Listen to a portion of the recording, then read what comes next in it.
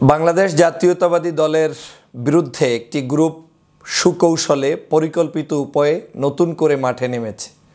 আমি মনে করি যেই গ্রুপটি মাঠে নেমেছে তাদের মূল উদ্দেশ্য হচ্ছে বাংলাদেশে যে কোনো মূল্যে আওয়ামী লীগকে সুকৌশলে পুনর্বাসিত করা এবং এদেশের যে ঐক্যবদ্ধ শক্তি, বৃহত্তর শক্তি, সেটাকে নষ্ট করে দেয়া। এবং তারা জানে যে আগামী দিনের রাষ্ট্র ক্ষমতায় বাংলাদেশে আওয়ামী লীগের বিপক্ষে, আওয়ামী লীগ বিরোধী শক্তির কোনো যদি কাণ্ডারি হয়ে কাউকে আসতে হয়, তাহলে দেশনেত্রী বেগম খালেদা জিয়ার নেতৃত্বে, তারেক রহমান সাহেবের নেতৃত্বে বাংলাদেশ জাতীয়তাবাদী দলকেই সেই ক্ষমতায় আসতে হবে। আমি এটা বিশ্বাস করি যে বাংলাদেশের যে রাজনৈতিক দল রয়েছে, অন্য বড় বড় রাজনৈতিক দল, তারা তাদের জায়গা থেকে সর্বোচ্চ যে ত্যাগ করেছে এই বাংলাদেশের জন্য, গণতন্ত্রের জন্য, তাদের সেই ত্যাগের প্রতিও এদেশের জনগণ সম্মান প্রদর্শন করবে, ভালোবাসা প্রকাশ করবে। কোনো সন্দেহ নেই যে বাংলাদেশের রাজনৈতিক প্রেক্ষাপটে বর্তমানে বাংলাদেশ জাতীয়তাবাদী দলের পরে অন্যান্য রাজনৈতিক দলের মধ্যে শক্তিশালী দল হচ্ছে বাংলাদেশ জামাতে ইসলামী, ইসলামী আন্দোলন বাংলাদেশ, তারপরে ডান বাম বিভিন্ন রাজনৈতিক দল বাংলাদেশে এই মুহূর্তে বিচরণ করছে, যাদের জনসমর্থন বাংলাদেশের জনগণের কাছে বিভিন্ন জায়গায় বিভিন্ন প্রকারভেদে রয়েছে এবং জনগণ তাদেরকে অত্যন্ত পছন্দ করছে।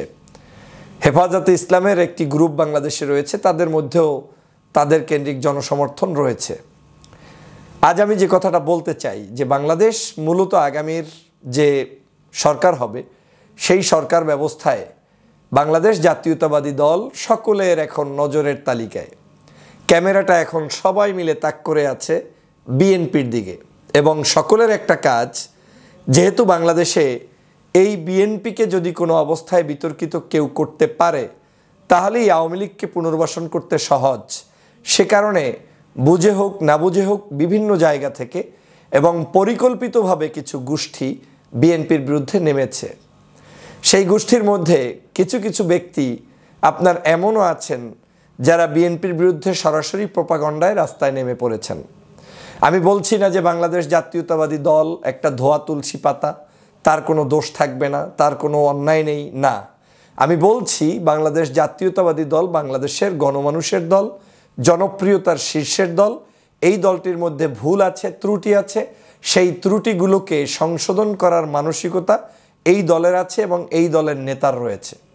বিশেষ করে আপনারা জানেন যে 24 পরবর্তী এই যে 24 সালের জুলাই বিপ্লব হয়েছে, এই জুলাই বিপ্লবকে ধারণ করে বাংলাদেশ জাতীয়তাবাদী দল অন্যান্য সকল সিনিয়র রাজনৈতিক দলগুলোর সাথে ঐক্যবদ্ধভাবে কাজ করতে প্রতিজ্ঞাবদ্ধ। এই রাজনৈতিক দলটি ইতিমধ্যেই এই দলের ভারপ্রাপ্ত চেয়ারম্যান জননেতা জনাব তারেক রহমান ঘোষণা দিয়েছেন, বাংলাদেশে আগামী দিনে সরকার গঠন করতে পারলে তারা বাংলাদেশে কোনো আসনভিত্তিক চিন্তা না করে বরং মানুষের অধিকারকে প্রতিষ্ঠার জন্য সকল দলের পক্ষ থেকে একটি সুন্দর সুষ্ঠু সরকার ব্যবস্থা প্রবর্তন করতে চায় বিএনপি।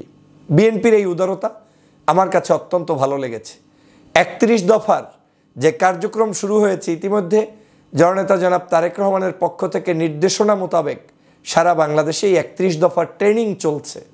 এই 31 দফার মধ্যেই লুকায়িত আছে আগামীর সোনার বাংলাদেশ কেমন হবে, আগামীর বাংলাদেশ স্বৈর শাসনের বাংলাদেশ না হোক, আগামীর বাংলাদেশ কোনো ফেসিবাদের শাসন না হোক, আগামীর বাংলাদেশ কোনো অবৈধ শাসক গোষ্ঠীর শাসন না হোক, সেরকম একটি সুন্দর বাংলাদেশ স্বপ্ন দেখে বাংলাদেশ জাতীয়তাবাদী দল। আমি সবসময় আমার কথাগুলো একটু যদি গভীরভাবে খেয়াল করেন, আবেগতাড়িত না হয়ে, দেখবেন বাস্তবতার সাথে আপনারা আজ হোক কাল হোক কথাগুলো মিলে যাওয়ার কিছুটা হলেও আপনাদের কাছে মনে হবে যে না, কথাগুলো মিলছে বা মিলবে ভাব। এই বাংলাদেশে ঐক্য ছাড়া এই দেশকে ধরে রাখা সম্ভব না। যারা এই বাংলাদেশে অনৈক্য সৃষ্টি করতে চায়, বিশেষ করে বিএনপিকে চরম মাত্রায় যে কোনো মূল্যে অনৈক্য সৃষ্টি করে বিতর্কিত করতে চায়, তারা কোনো অবস্থায় জাতির বন্ধু হতে পারে না।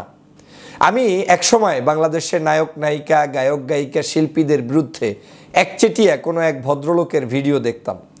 আমি কিন্তু কোনো অবস্থায় সেটাকে টলারেট করতে না পেরে নিজে প্রতিবাদে নেমে পড়েছিলাম যে না, এই কাজগুলো করার মধ্য দিয়ে বিএনপির সাথে এই সামাজিক সাংস্কৃতিক অঙ্গ সংগঠন, বিভিন্ন ধরনের যারা বিভিন্ন পেশার সাথে জড়িত, তাদেরকে দূরে ঠেলে রাখার জন্য একটা চক্রান্তের অংশ।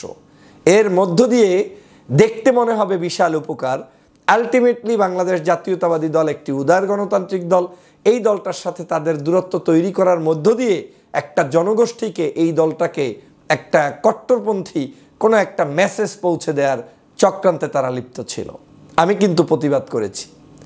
আমি এই বাংলাদেশ জাতীয়তাবাদী দলের ফরেন পলিসি বলেন, বাংলাদেশের ইন্টারনাল পলিসি বলেন, তাদের রাজনৈতিক যে কোনো সংস্কারের আমি পক্ষে। কিন্তু রাজনৈতিক দল হিসাবে এই দলটা টিকে থাকতে হবে, এই দলকে নেতৃত্ব দিতে হবে, সেটা আমি বিশ্বাস করি। ভুল আমাদের থাকতেই পারবে, ভুলকে সংশোধন করতে হবে, এবং সেটা শোনার জন্য যে মানসিকতা দরকার আমি বিশ্বাস করি খালেদা জিয়ার রয়েছে, বিশেষ করে তারুণ্যের অহংকার তারেক রহমান সাহেবের কিন্তু সেটা রয়েছে।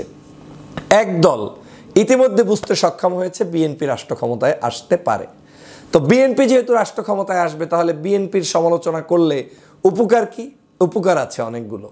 বিএনপির সমালোচনা করতে হলে আপনাকে এমন একটা সময় করতে হবে যেই সময় করলে বিএনপিও আসবে না আর আপনার অন্য কেউ আসবে না, উপকারটা ভোগ করবে আওয়ামী লীগ।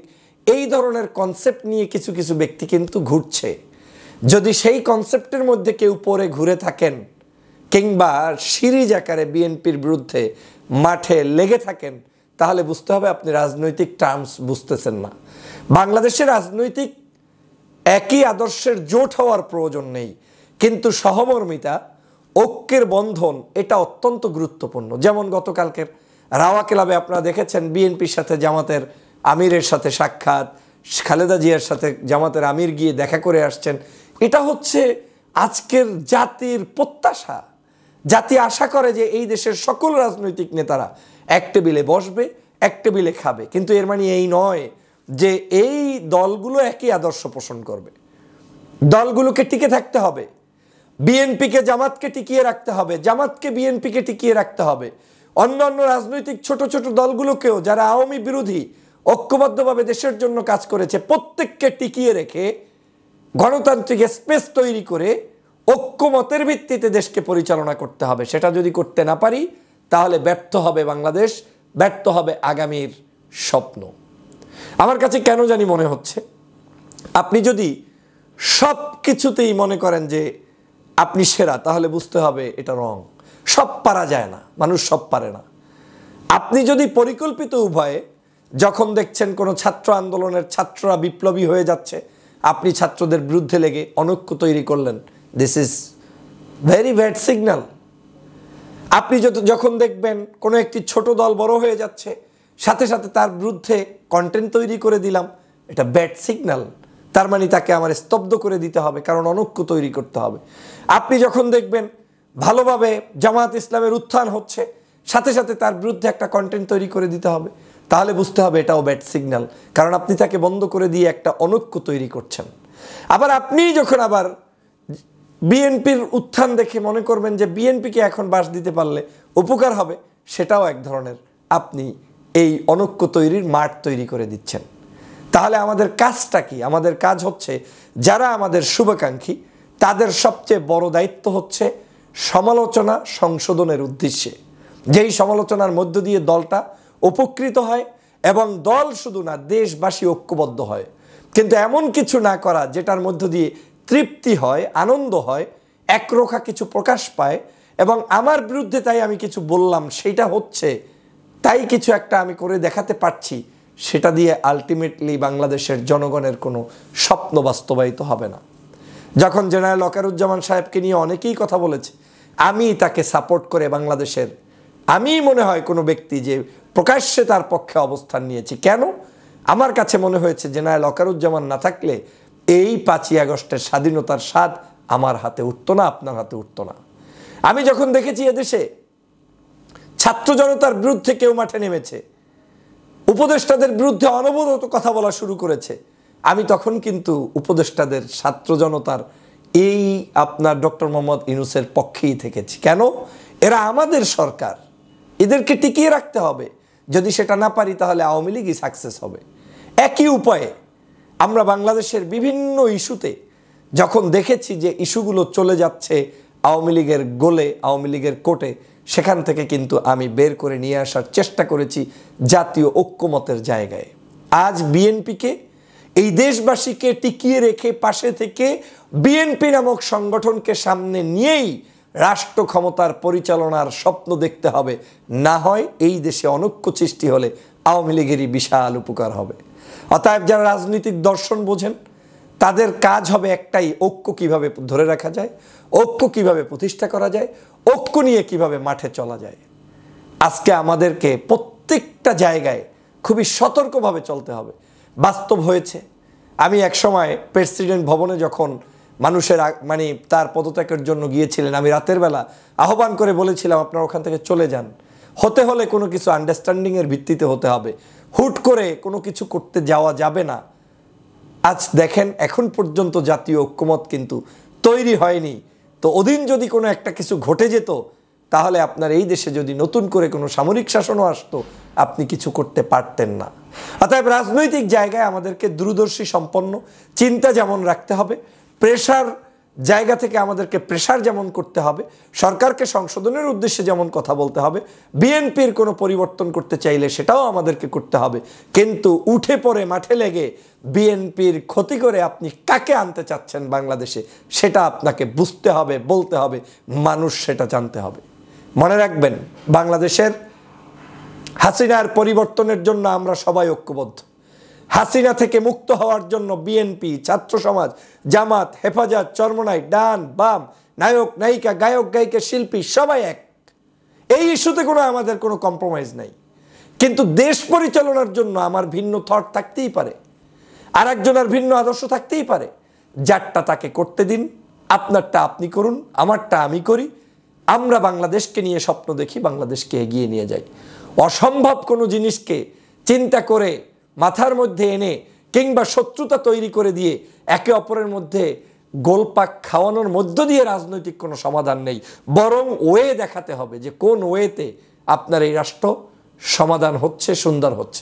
আমার ভিডিওটা কয়টা ভিউ হলো, লাইক হলো, তার উপর ভিত্তি করে যাতে আমার কোনো কার্যক্রম না হয়, বরং আমার এই কথায় দেশের কি উপকার হলো সেটা যেন আমার কার্যক্রমের মধ্যে থাকে।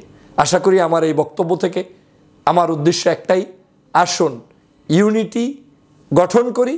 ওই কনসেপ্টের মধ্য থেকে ইউনিটি ইন ডাইভার্সিটি, সেটা হচ্ছে মতানৈক্য সহ ঐক্য।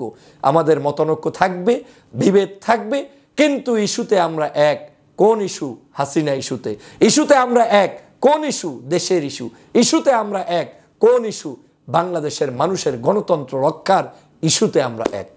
সবাই ভালো থাকবেন। আগামী দিনের বাংলাদেশ গড়ার উদাত্ত আহ্বান জানাই। বিএনপির রাষ্ট্র ক্ষমতায় আসলে বাংলাদেশের মানুষের প্রত্যাশা পূরণের স্বপ্ন দেখিয়ে আমার বক্তব্য শেষ করছি। ধন্যবাদ সবাইকে। আল্লাহ হাফেজ।